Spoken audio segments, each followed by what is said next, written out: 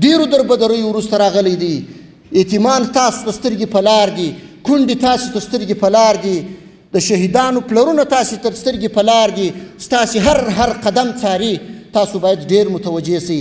دې نظام ته داسې وفاداره واوسیږئ، دې نظام داسې اطاعت وکړئ، خصوصا د امیرالمؤمنین حفظه الله او د دې نورو مشرانو داسې اطاعت یې وکړئ لکه څنګه چې یو مړی پر تخته د غسل باندې پروت وي او د غاسل په واک کې وي.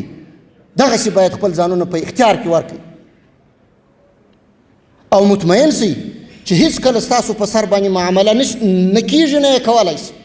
هیڅکله ستاسو بې قدري نه کېږي، نه یې کولی سي. هیڅکله هم ستاسو په حق کې تجاوز نه کوي. ستاسو ارمانونه به ساتي، ستاسو د شهیدانو ارمانونه به ساتي، ستاسو آهونه به ساتي، ستاسو ټول هغه فکرونه چې تاسو یې په خپل ذهن کې لرئ د نظام د بهبود دپاره، دې ټولو ته مشران متوجه دي. او دا نظام داسې یو پاک او سپېڅلی نظام دی چې د دې نظام بدیل موږ په ټوله نړۍ کې نه لرو.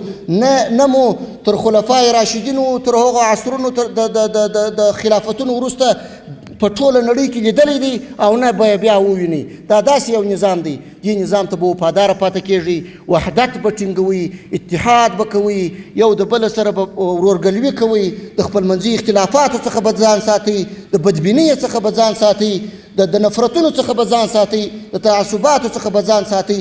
ډېر کوشش به په دې برخه کې کوئ.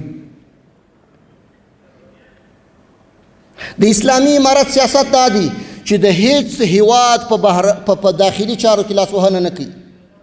نه پر مرز او پر سرحداتو باندې چاته د تاوان رسولو اراده لرو، نه په داخل د هغو هیوادو کې د چاته د تاوان رسولو اراده لرو. او تاسې ګورئ د امریکا په مقابل کې ګورئ چې خپل ټول توان یې زموږ او ستاسې په مقابل کې مصرف کړی و.